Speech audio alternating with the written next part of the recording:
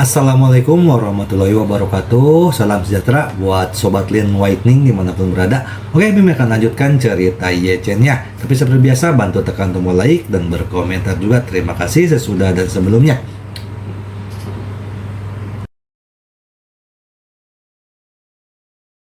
Bab 1416 sampai bab 1420. Surwoli juga mengetahui temperamen kakeknya dengan sangat baik. Seperti yang dikatakan ibunya, dia terlalu percaya pada persepsinya sendiri.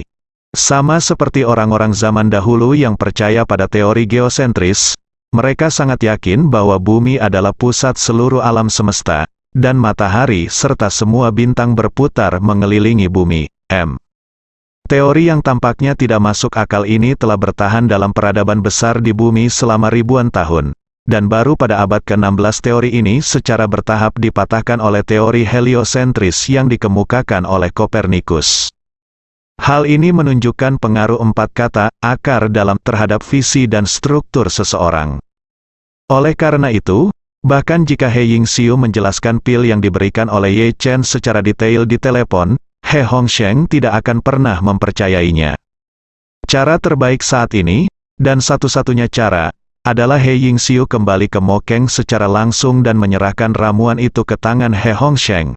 Hanya dengan cara itulah dia dapat mengubah konsep kognitifnya. Jadi, Surwoli buru-buru bertanya, "Bu, bagaimana kamu bisa berangkat selarut ini?" He Yingxiu berkata tanpa daya, "Tidak mungkin. Tidak ada penerbangan-penerbangan sipil sekarang, dan kita harus menunggu paling cepat sampai besok pagi, lalu itu akan terlambat, jadi saya harus meminta Tuan Ye untuk mengatur penerbangan." "Oke." Surwoli segera mengangkat telepon dan berkata, "Saya akan menelepon Tuan Ye sekarang." He Yingxiu menghentikannya dan berkata, "Hal semacam ini, jangan ganggu Tuan Ye. Bagaimanapun, Tuan Ye adalah pria yang berkeluarga. Jika Anda meneleponnya selarut ini, akan sulit baginya untuk menjelaskan kepada istrinya. Lebih baik tidak menimbulkan masalah padanya." Dengan itu, He Yingxiu berkata lagi, "Saya merasa Tuan Ye masih sangat mempercayai Chen Zekai, dan menyerahkan banyak hal kepadanya untuk diatur.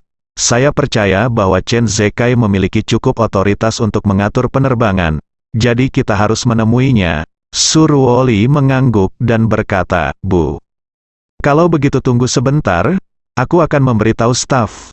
Setelah mengatakan itu, Surwoli segera berdiri, bergegas ke pintu, dan berkata kepada staf di luar pintu, "Tolong beritahu Tuan Chen, saya memiliki sesuatu yang mendesak untuk menemuinya." Beberapa menit.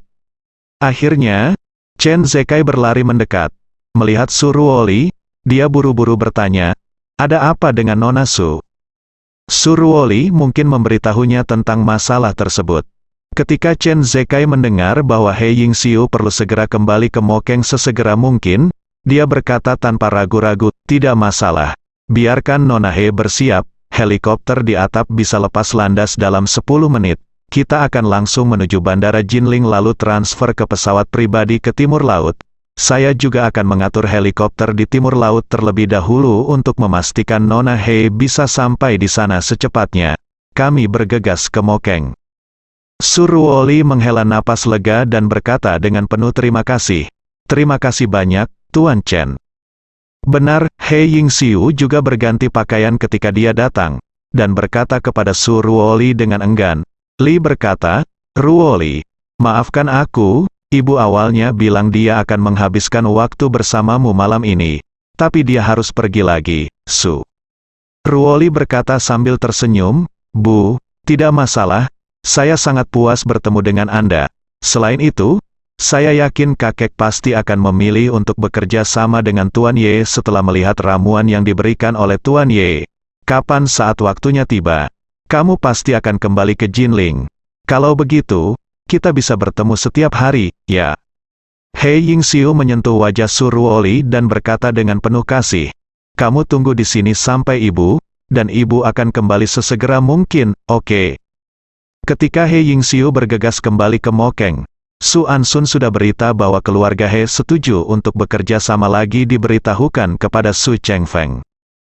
Su Chengfeng sedikit lega ketika mendengar bahwa keluarga He akan bisa berangkat ke Suzhou dan Hangzhou besok pagi.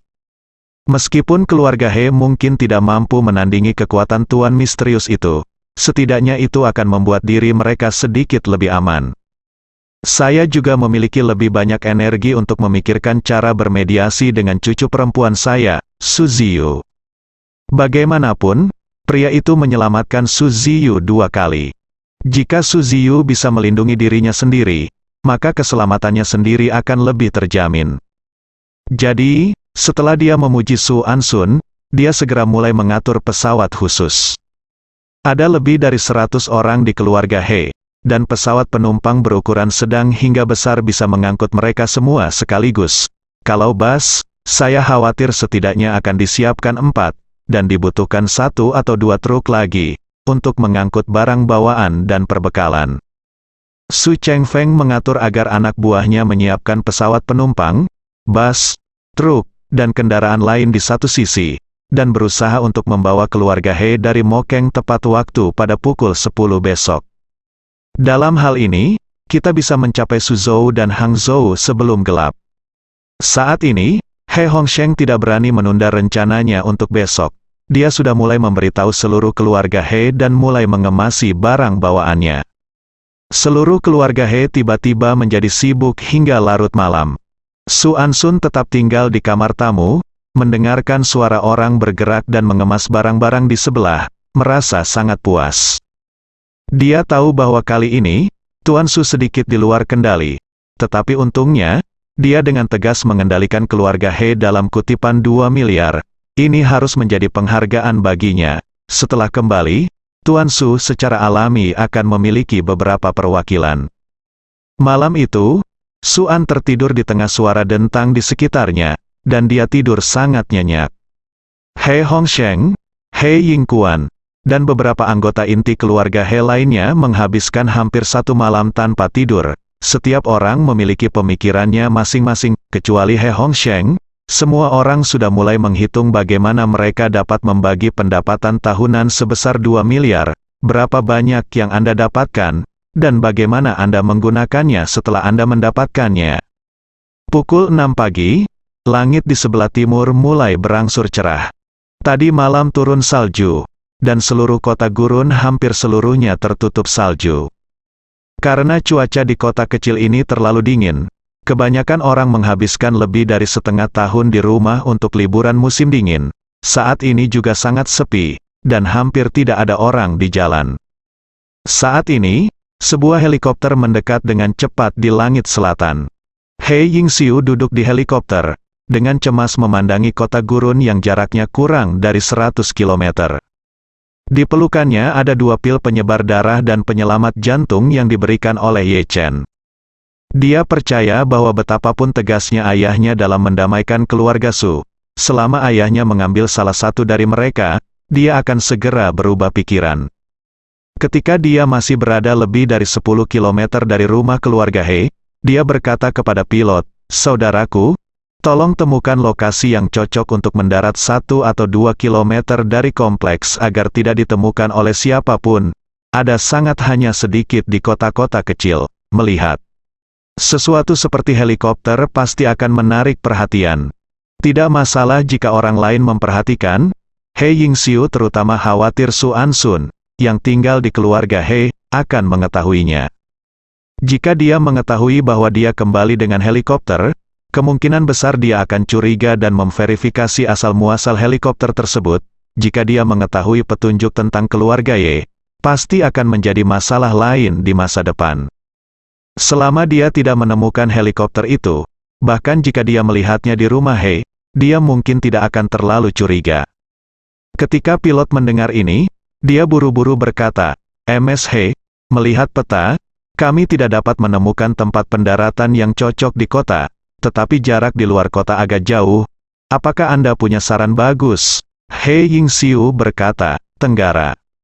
Rumah He ada sungai sekitar 1,5 km jauhnya, dan sungai itu benar-benar membeku di musim dingin. Ketika saya melihat pasukan melakukan pelatihan beberapa tahun yang lalu, tank-tank berlari di atas es, dan helikopternya pasti tidak ada masalah." helikopter mendarat di atas es yang sekeras besi. He Yingxiu tidak menunggu pesawat berhenti, membuka pintu dan melompat keluar. Setelah berterima kasih kepada pilot dan mengucapkan selamat tinggal, dia bergegas menuju rumah He yang berjarak 1,5 km. Saat ini, banyak orang di keluarga He sudah bangun pagi. Kebiasaan hidup keluarga He selama ini agak berbeda dengan masyarakat modern, bahkan memiliki banyak kemiripan dengan masyarakat zaman dahulu. Misalnya saja keluarga He yang jarang mengandalkan teknologi modern dalam kebiasaan hidupnya, kecuali hal-hal penting seperti telepon. Sebagian besar keluarga He jarang mengandalkan telepon genggam, komputer, dan internet. Generasi 18 hingga 50 adalah andalan keluarga He, terlepas dari pria dan wanita. Selama mereka berada di keluarga He, mereka semua sibuk berlatih seni bela diri. Tidak peduli musim semi, musim panas, musim gugur atau musim dingin. Selama saat ayam berkokok, semua orang akan bangun dalam waktu 1/4 jam dan mulai berlatih. Kecuali ada keadaan khusus, mereka biasanya tidur sekitar 6 jam dan menghabiskan sebagian besar waktunya untuk berlatih. Orang lanjut usia lainnya yang sudah berhenti berlatih dan wanita yang sudah menikah juga bangun pagi setiap hari untuk melakukan pekerjaan rumah dan menjaga ketertiban seluruh keluarga. Namun, meskipun keluarga He juga bangun pagi-pagi sekali hari ini, tidak ada pemandangan orang-orang muda yang berlatih. Semua orang sibuk mengemasi barang bawaan mereka dan mengatur pekerjaan rumah. Lagi pula, kali ini keluarga itu pindah, dan bahkan orang tua di rumah pun harus melakukannya, pergi bersama mereka. Jadi untuk waktu yang lama ke depannya, rumah keluarga He ini akan berada dalam keadaan semi terbengkalai tanpa ada yang menjaganya. Jadi harus diselesaikan dengan baik sebelum berangkat. Lelaki tua dari keluarga He Hongsheng, berdandan pagi-pagi sekali. Dia mengenakan setelan tang yang paling bermartabat, rambut peraknya disisir ke belakang dan janggut abu-abunya ditata rapi. Meskipun usianya sudah lebih dari 10 tahun, 80 tahun, namun tetap terlihat anggun seperti dulu. He Hongsheng berjalan sendirian melewati halaman depan dan belakang kompleks keluarga He. Melihat rumah berusia seabad ini, dia merasa sedikit enggan untuk pergi. Dia bukanlah orang yang rakus akan uang. Satu-satunya godaan baginya adalah 2 miliar yuan yang dijanjikan oleh keluarga Su, yaitu membuat keluarga He mencapai level yang lebih tinggi mulai sekarang. Namun, dia juga tahu betul di dalam hatinya bahwa dia sudah menjadi orang tua. Bahkan jika dia memiliki dasar seni bela diri seumur hidup, jika dia ingin hidup sampai usia 100 tahun, dia masih harus mengandalkan berkah Tuhan. Oleh karena itu, setidaknya masih ada waktu 20 tahun lagi untuk melakukan perhitungan penuh. Baginya, uang sudah lama menjadi milik eksternal, dan ia tidak tertarik pada kehidupan materi yang mewah. Jika ia mengesampingkan rencana masa depan keluarga He, ia berharap bisa pensiun di Mokeng hingga dimakamkan. Bukanlah hal yang nyaman baginya untuk membawa keluarganya ke selatan untuk berperang di usia 80-an. Hanya saja dia tidak bisa membantu banyak hal, jadi kali ini dia hanya berpikir sudah waktunya untuk menghabiskan sisa hidup terakhir keluarga He sebelum dia meninggal, dan dia sudah siap secara mental untuk tidak kembali sampai dia mati. Ini bukan karena He Hongsheng pesimis, tapi karena dia sudah memikirkannya. Mengapa lelaki tua dari keluarga Su tiba-tiba meminta Su Ansun datang untuk meminta pertemuan saat ini, dan juga menawarkan kondisi kerjasama yang baik? Satu-satunya kemungkinan adalah keluarga Su kini telah menghadapi musuh yang kuat dan sangat membutuhkan keluarga He untuk meningkatkan kekuatan militer keluarga Su. Oleh karena itu, meskipun 2 miliar itu merupakan angka yang besar, namun tentu tidak akan mudah untuk menghasilkan uang tersebut. Mungkin akan ada banyak kesulitan dan kesulitan yang menunggu keluarga He di masa depan. Saat ini, dia tidak tahu apakah benar atau salah memimpin keluarga He ke selatan. Tepat ketika dia sedang melankolis, suara langkah kaki yang familiar mendekat dari jauh. Sebelum dia berbalik, dia sudah menduga bahwa orang itu mungkin adalah putrinya He Yingxiu. Namun, sebelum berbalik, dia hanya bisa mengerutkan kening. Dia berpikir dalam hati, meskipun kekuatan Yingxiu bagus, kendalinya terhadap tubuh dan nafasnya tidak begitu bagus. Dilihat dari perasaannya, kekuatan orang ini seharusnya lebih dari satu tingkat lebih tinggi dari Yingxiu. Mungkinkah, mendengar hal ini, He Hongsheng menjadi waspada. Dia tiba-tiba berbalik, dan energi internal di tubuhnya telah dinaikkan dari dantiannya ke tangannya, siap untuk tindakan darurat bila diperlukan. Namun, ketika dia berbalik, dia menyadari bahwa orang yang berjalan ke arahnya memang putrinya, He Yingxiu. Saat ini, He Yingxiu sepertinya tidak berbeda dengan saat dia pergi kemarin. Namun, ketika He Hongsheng merasakannya dengan hati-hati, dia merasa He Yingxiu hari ini tampak sangat berbeda dari kemarin. Perasaan kontradiktif ini seperti melihat genangan air yang sama sehari kemudian, masih terlihat sama ukuran dan sumur kuno yang sama. Tapi hari ini saya merasa genangan air yang sama ini tampaknya jauh lebih dalam dari kemarin. Dia tanpa sadar bertanya, "Yingxiu, kamu, bagaimana kabarmu?" He Yingxiu memotongnya dan berkata, "Ayah, bolehkah aku berbicara denganmu secara pribadi?" Begitu He Yingxiu berbicara, He Hongsheng segera merasa bahwa dia pengontrol nafas anak perempuan ini memang jauh lebih canggih. Bahkan jika dia hanya mengucapkan sepatah kata pun, hanya dengan pengendalian nafasnya yang tidak disengaja oleh He Yingxiu saat berbicara, Anda dapat melihat bahwa dia sekarang berbeda dari sebelumnya. Jadi, dia untuk sementara menahan keterkejutan di dalam hatinya dan berkata dengan tergesa-gesa, "Ayo pergi ke ruang kerjaku." He Yingxiu mengikuti ayahnya, dan mereka berdua dengan cepat menuju ke ruang kerja di halaman belakang. Dalam perjalanan, saya kebetulan bertemu dengan He Yingquan, kakak laki-laki tertua He Yingxiu. He Yingquan hendak menyapa lelaki tua itu ketika dia tiba-tiba melihat He Yingxiu mengikutinya. Dia terkejut dan bertanya, "Yingxiu, ayah tidak bilang kemarin kamu pergi ke Semenanjung Jiaodong. Kapan kamu kembali?" He Yingxiu dengan cepat menjawab, "Saudaraku, saya baru saja kembali dan ada sesuatu yang ingin saya komunikasikan dengan ayah saya." Tingkat kultivasi He Yingquan tidak jauh berbeda dengan He milik Yingxiu, atau bahkan sedikit lebih rendah, jadi dia tidak bisa melihat perubahan pada tubuh He Yingxiu. Dia merasa kembalinya He Yingxiu yang tiba-tiba pasti terkait dengan janji ayahnya untuk bekerja sama dengan keluarga Su. Dia menduga He Yingxiu, sebagai ibu kandung Su Ruoli, pasti tidak ingin keluarga He terus bekerja sama dengan keluarga Su, jadi dia pasti segera kembali untuk menghentikan kerjasama ini. Jadi, dia buru-buru berkata, "Ayah, tinggal beberapa jam lagi sebelum keberangkatan, kita harus cepat bersiap. Apakah ayah sudah mengemas semuanya di sana? Jika belum, saya akan mengatur seseorang untuk datang dan menyiapkannya. Kamu membantu." He Hongsheng berkata, "Saya hampir selesai berkemas. Silakan lakukan pekerjaan Anda. Yingxiu dan saya memiliki sesuatu untuk dibicarakan." He Yingquan berkata dengan tergesa-gesa, "Ayah, tolong jangan terlalu lama. Kami tidak bisa mampu menunda keluarga Su. Kami sepakat untuk berangkat pada jam 10, dan saya perkirakan kami akan mulai memuat mobil pada jam 7 atau 8. He Hongsheng tahu apa yang dimaksud He Yingquan. Dia hanya takut bahwa dia akan berubah pikiran setelah berbicara dengan putrinya He Yingxiu. He Hongsheng merasa sangat bersalah terhadap putrinya He Yingxiu, tetapi dia juga tahu betul bahwa tidak mungkin dia bisa berubah pikiran, karena ini sangat penting bagi keluarga He. Dan sebagai kepala keluarga He, dia adalah tidak boleh bertindak berdasarkan emosi.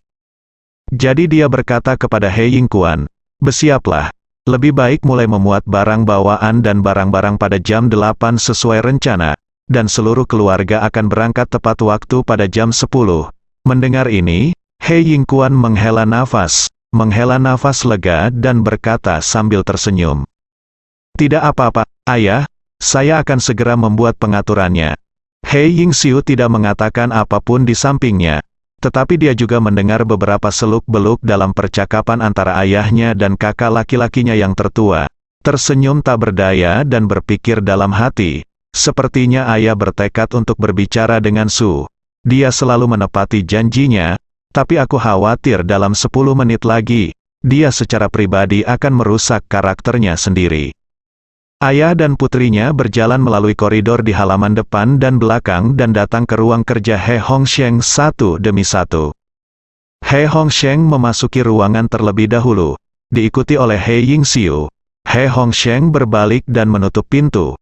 Lalu dia berkata kepada He Yingxiu dengan ekspresi tidak berdaya dan bersalah, "Yingxiu, kamu harus memaafkan ayah untuk masalah ini. Ayah bisa, aku tidak menahan diri." He Yingxiu mengangguk dan berkata, "Ayah, aku tahu kamu sedang memikirkan tentang keluarga He." "Iya." He Hongsheng menghela napas, "Hei, kalau bukan karena keluarga He, bagaimana aku bisa rela mengambil keputusan seperti itu?" Kelihatannya seperti kalimat biasa, tapi nyatanya aku, He Hongsheng, yang menamparkan wajahku. Saat dia berkata, dia menambahkan, "Yingxiu, jangan salahkan ayah. Sama sepertimu, ayah juga ingin menemukan Ruoli.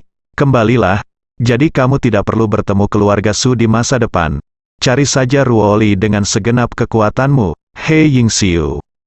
Tersenyum dengan getir dan berpikir dalam hati, "Ruoli sangat baik sekarang. Apalagi yang bisa kutemukan, selain kamu?" Pandangan orang tua tentang masalah ini memang agak sepihak. Keluarga He sekarang memiliki kesempatan sekali seumur hidup. Tapi kesempatan ini tidak bergantung pada keluarga Su, tapi pada Tuan Muda Ye Chen. Tapi tentu saja dia tidak bisa mengatakan ini secara langsung. Jadi dia berencana melakukannya sedikit demi sedikit. Pada saat ini, He Hongsheng memandangnya dan bertanya dengan serius. "Ngomong-ngomong, Yingxiu, saya melihat kekuatan, aura, dan perasaan Anda secara keseluruhan tampaknya telah meningkat pesat dibandingkan kemarin. Apa yang terjadi, He Yingxiu?" "Tidak, saya tidak berharap ayahnya benar-benar melihatnya. Jadi dia bertanya kepadanya, 'Ayah, menurut Anda seberapa banyak kemajuan yang telah dicapai oleh kultivasi saya sekarang?'" He Hongsheng mendecakkan bibirnya dan berkata, "Sebenarnya, saya tidak melihat ada kemajuan besar. Kemajuan? Menurutku, kamu seharusnya hanya membuka 2 meridian, tapi aku punya perasaan yang sangat aneh." He Yingxiu tersenyum sedikit, menatap ayahnya dan bertanya, "Ayah, meridian macam apa yang kamu bicarakan? Bagaimana apakah itu terasa?" He Hongsheng berpikir sejenak dan berkata, "Bagaimana mengatakannya? Misalnya, kamu seperti genangan air, dibandingkan dengan kamu kemarin, luas permukaan kamu hari ini tidak banyak berubah. Jadi sekilas sepertinya tidak ada apa-apa berubah. Tapi saya selalu merasa air di kolam ini sepertinya menjadi jauh lebih dalam semalam. Artinya tidak berdasar, yang sungguh membingungkan saya." Faktanya, metafora He Hongsheng ini hanya menggambarkan perubahan nyata dari He Yingxiu. Kekuatan He Yingxiu memang meningkat pesat, tetapi ini terutama dibagi menjadi 2 aspek. Aspek peningkatan pertama adalah kekuatan fisiknya telah berkembang pesat, dan kekuatan, kecepatan, persepsi, dan ketangguhannya semuanya telah meningkat pesat. Namun, orang luar tidak dapat melihat kekuatan semacam ini dengan mata telanjang.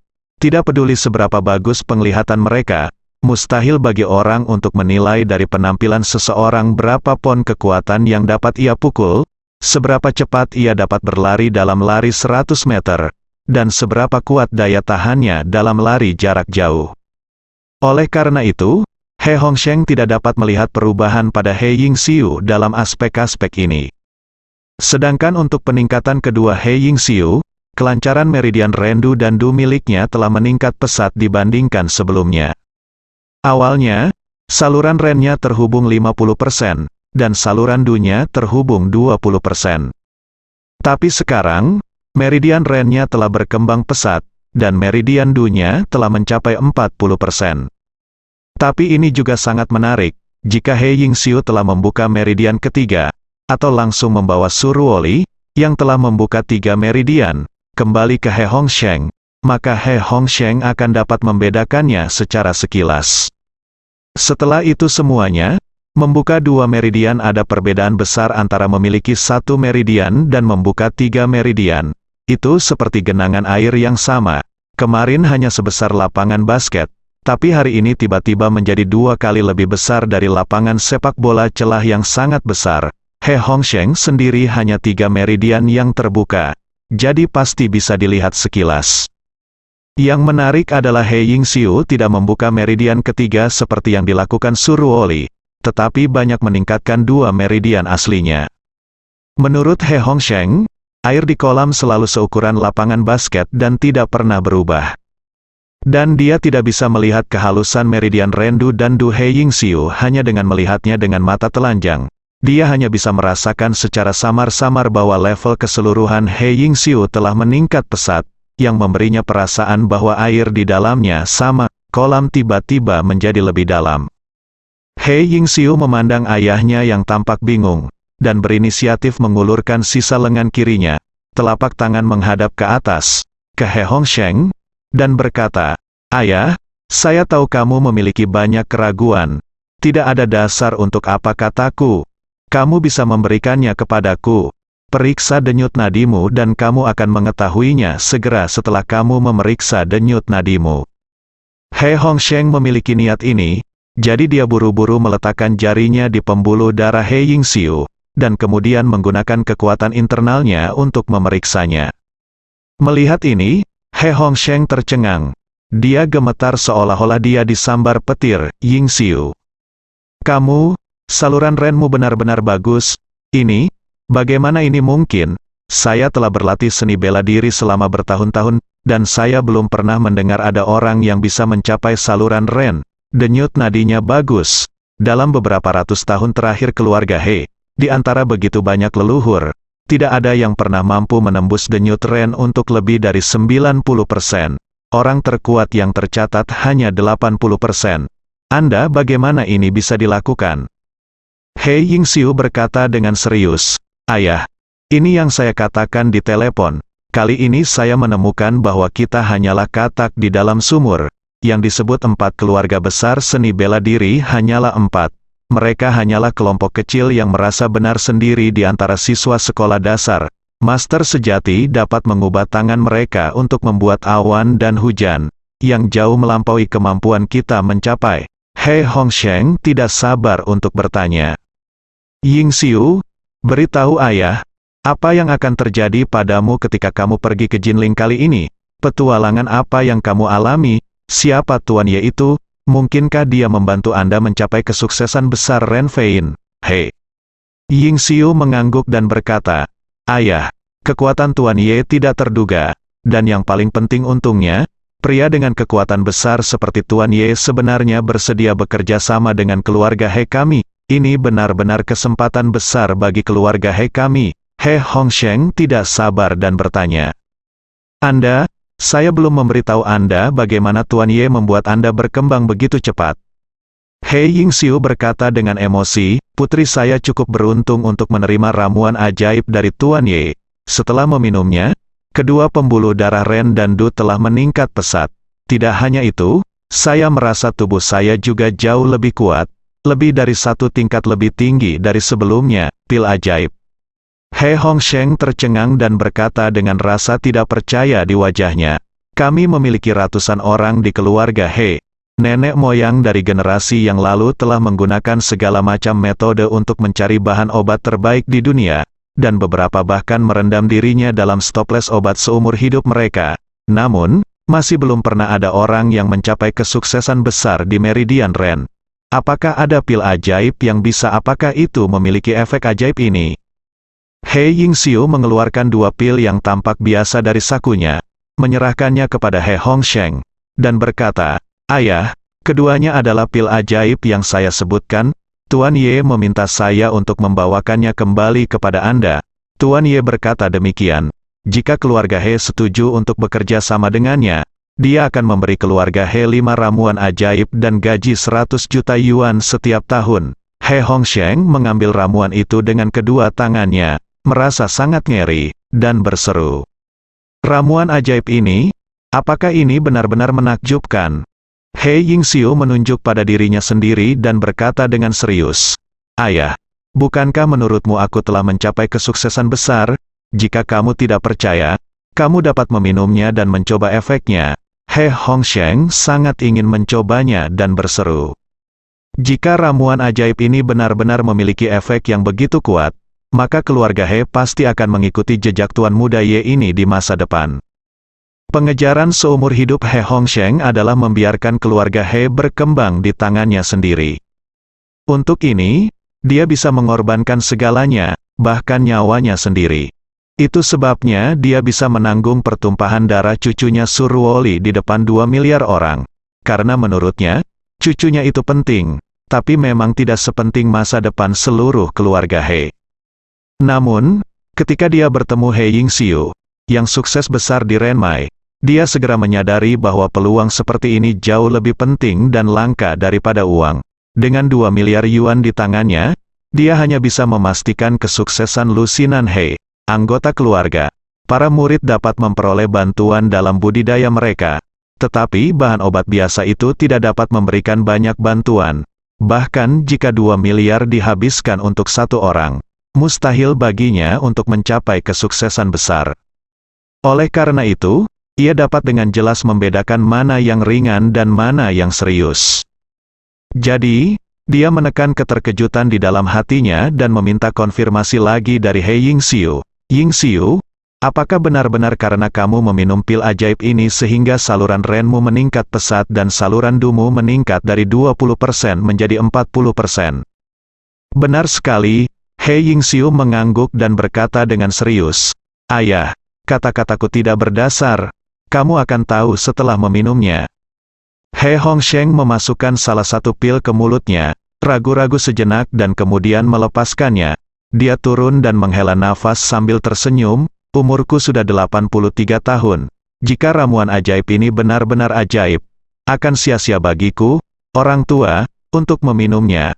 Menurutku, lebih baik menelepon kakak laki-lakimu datang dan biarkan dia mencobanya."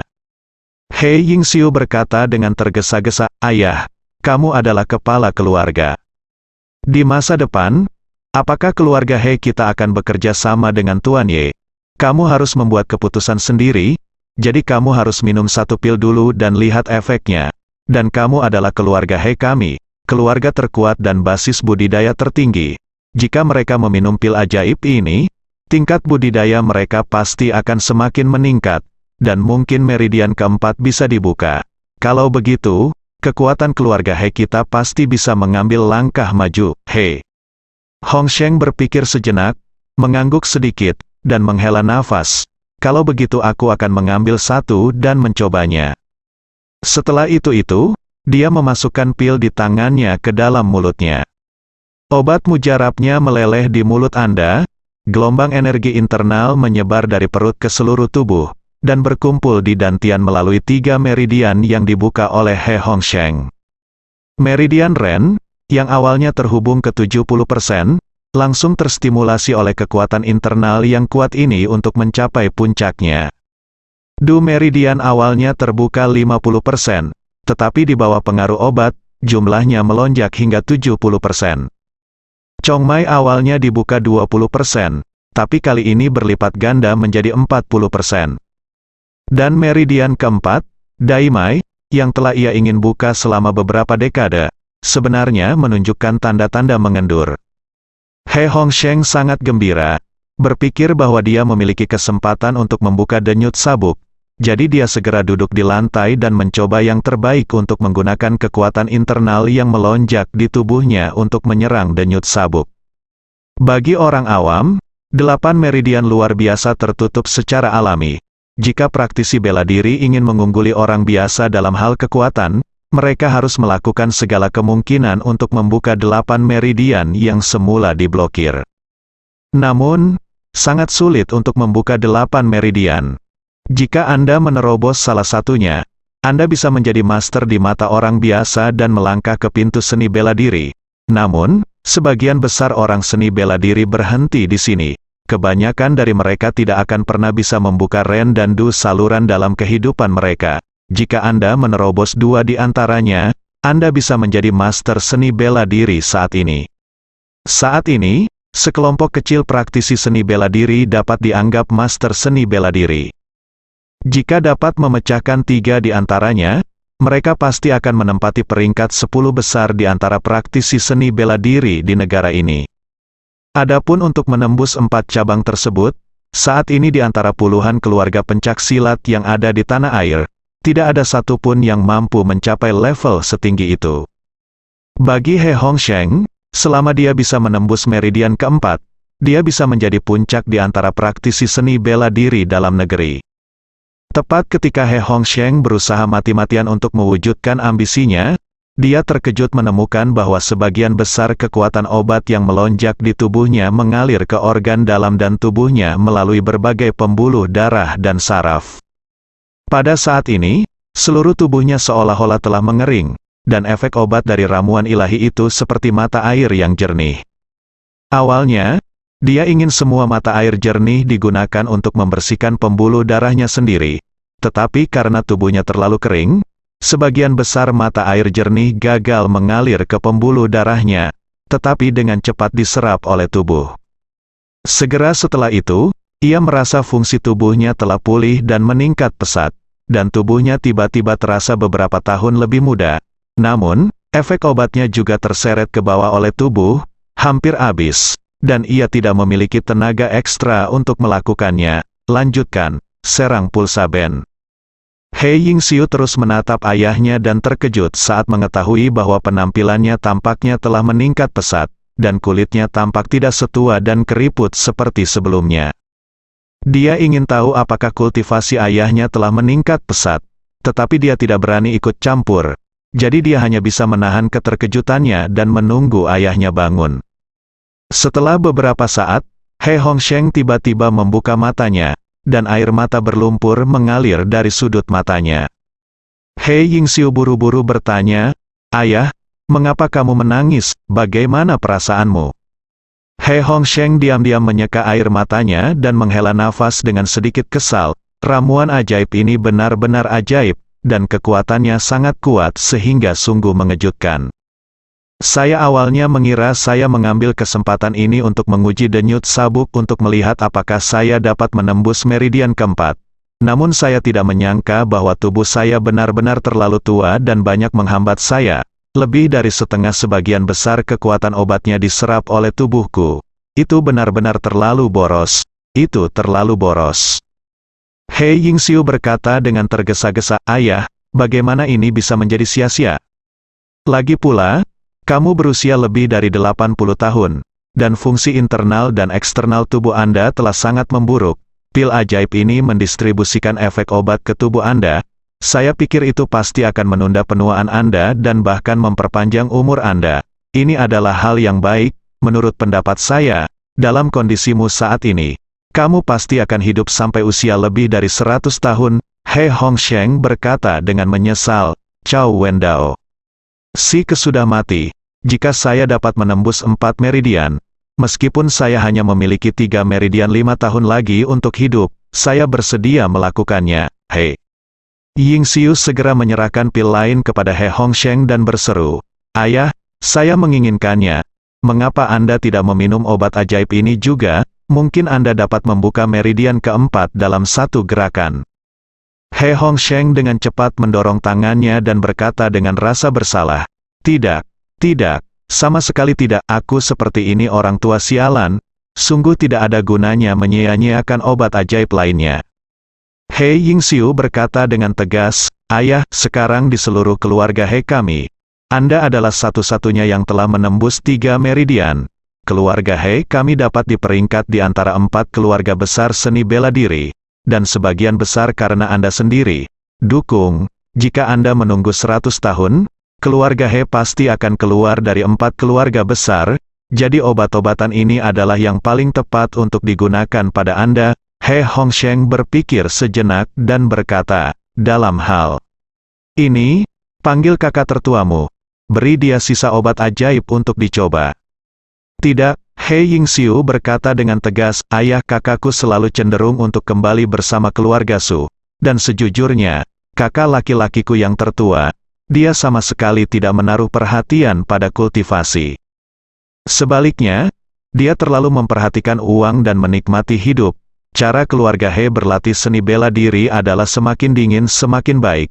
Tetapi dia membeli sebuah villa di Sanya lebih awal dan selalu mencari alasan untuk membawa istrinya bersamanya setiap musim dingin.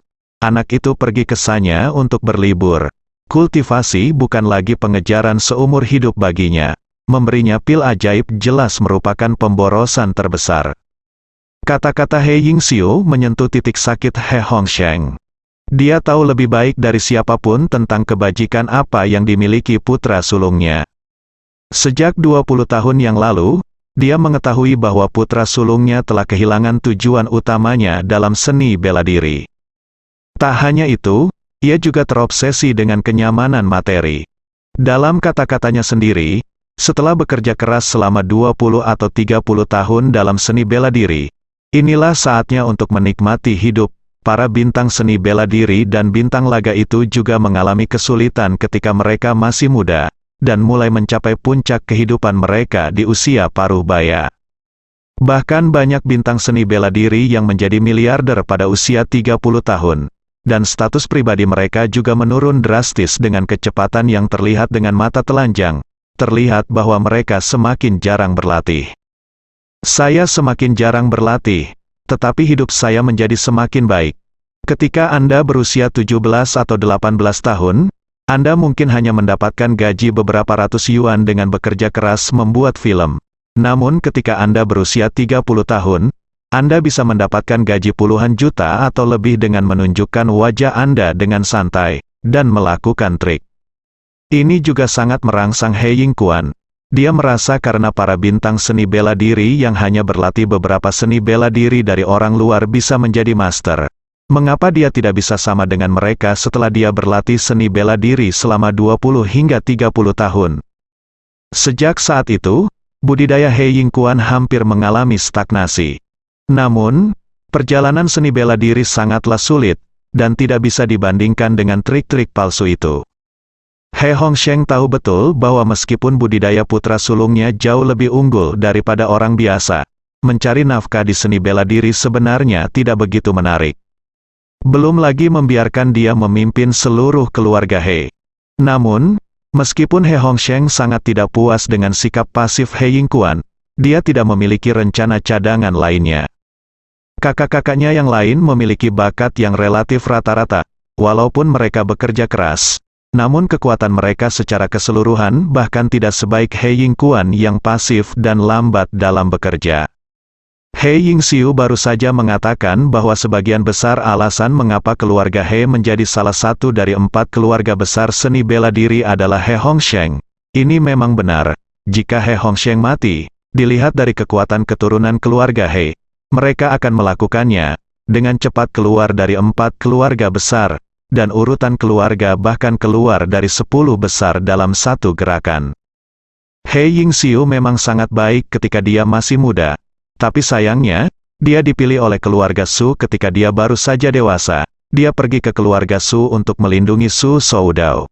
Jadi dia meninggalkan keluarga He lebih awal untuk mencari uang. Pada saat itu, keluarga He harus bergantung pada keluarga Su untuk bertahan hidup, dan He Hongsheng hanya bisa mendorong He Yingxiu keluar. Sejak saat itu, He Yingxiu menghabiskan sebagian besar waktunya untuk melindungi keselamatan Su Soudao. Jadi dia jarang punya waktu untuk berlatih seni bela diri dengan seluruh kekuatannya. Oleh karena itu, pertumbuhan kultivasi selanjutnya juga sangat lambat. Kemudian, untuk melindungi Su Soudao, dia kehilangan salah satu lengan kanannya, dan seluruh kekuatannya anjlok. Meskipun tingkat kultivasinya lebih tinggi daripada He Yingquan, setelah kehilangan satu tangan, kemampuan bertarungnya yang sebenarnya bahkan lebih buruk daripada He Yingquan.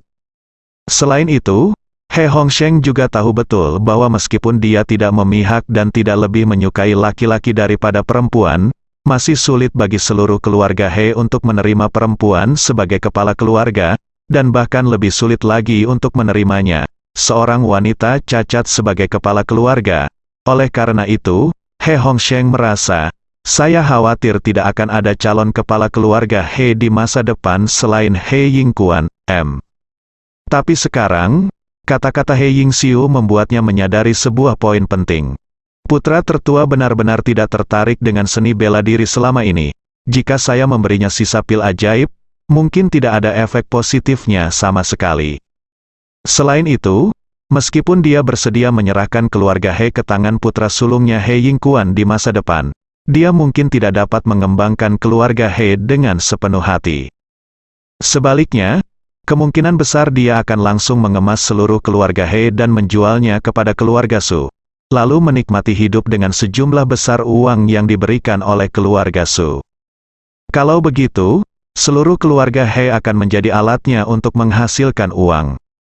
Daripada melakukan ini, lebih baik mencari cara untuk hidup beberapa tahun lagi dan secara pribadi memimpin keluarga He lebih jauh.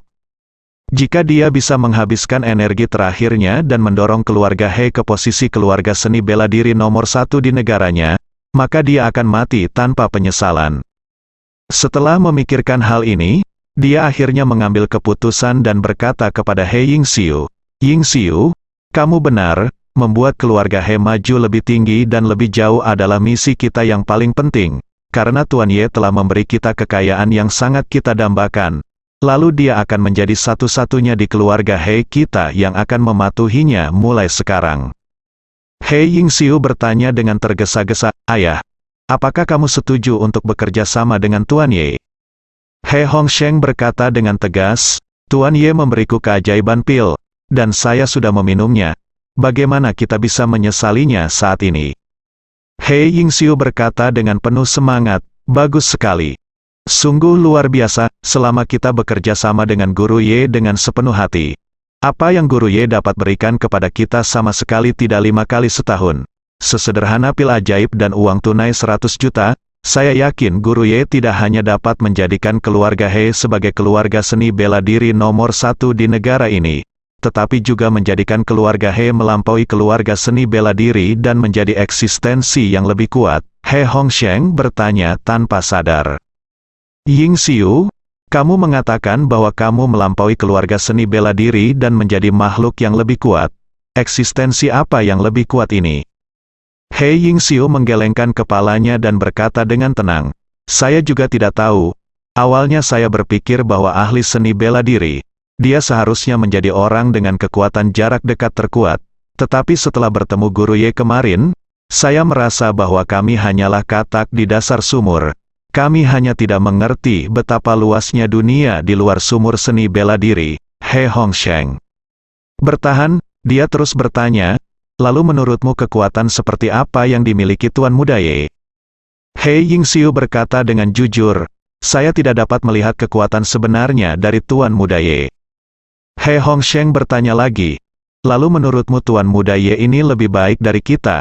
Berapa level yang lebih tinggi?" "Berapa level?" Dia Yingxiu ragu-ragu dan tiba-tiba teringat sesuatu yang diberitahukan putrinya, Su Ruoli kepadanya. Alasan mengapa Su Ruoli mampu mencapai kesuksesan besar Renmai bukan karena dia meminum pil ajaib yang diberikan oleh Ye Chen.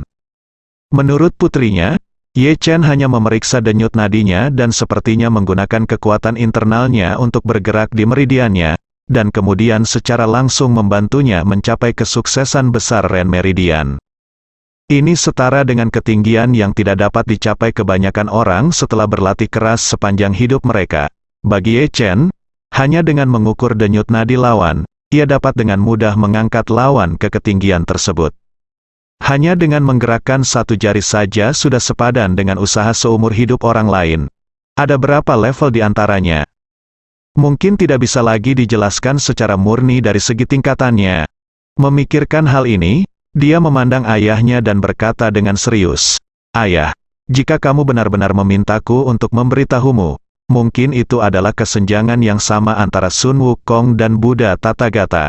Sun Wukong tampaknya memiliki kemampuan yang luar biasa, tetapi bahkan Gunung 5 Jari Buddha Tathagata bisa melarikan diri. Jika kita tidak keluar, menurutku, jarak antara kita dan Tuan Ye akan seperti ini." Wajah He Hongsheng ngeri saat mendengar ini, dan wajahnya suaranya bergetar ketika dia bertanya, apakah benar-benar ada celah seperti itu?" He Yingxiu dia mengangguk tanpa ragu-ragu dan berkata, "Ayah, menurut pendapat saya, memang demikian." He Hongsheng tidak dapat membantu tetapi tanyakan, "Karena Tuan Muda Ye ini memiliki kemampuan seperti itu, bagaimana dia bisa menganggap kita serius?" He Yingxiu tersenyum pahit dan berkata, "Ayah, Salahkan saya karena tidak menjelaskannya. Faktanya, Tuan Ye datang kepada saya kali ini bukan untuk memenangkan keluarga He sama sekali. He Hongsheng berseru, apa? Jika bukan untuk memenangkan keluarga He, lalu untuk apa? He Yingxiu memikirkan dirinya sendiri. Suruoli, bayi perempuan Suruoli, tersenyum pahit dan berpikir dalam hati, sebenarnya, semuanya karena Ruoli beruntung dan diselamatkan oleh Tuan Ye. Tuan Ye merasa kasihan padanya karena dia tidak pernah bisa bertemu ibu saya. Jadi dia mengundang saya pergi ke Jinling untuk bertemu kembali dengan ibu saya, putri. Berkah ini hanya karena dia merawatku dan keluarga He demi wajah putrinya. Namun, dia berpikir bahwa dia telah berjanji pada Ye Chen untuk tidak menceritakan urusan putrinya. Jadi dia tidak punya pilihan. Tetapi untuk mengatakan, ayah, ada beberapa yang saya janjikan pada Tuan Muda Ye untuk tidak membicarakannya. Jadi ayah tidak perlu bertanya lagi. Anda hanya perlu tahu bahwa Tuan Muda Ye tidak mencari kita untuk bekerja sama karena dia sangat menyukai kemampuan kita, tapi ingin memberi kita banyak uang. Bersambung.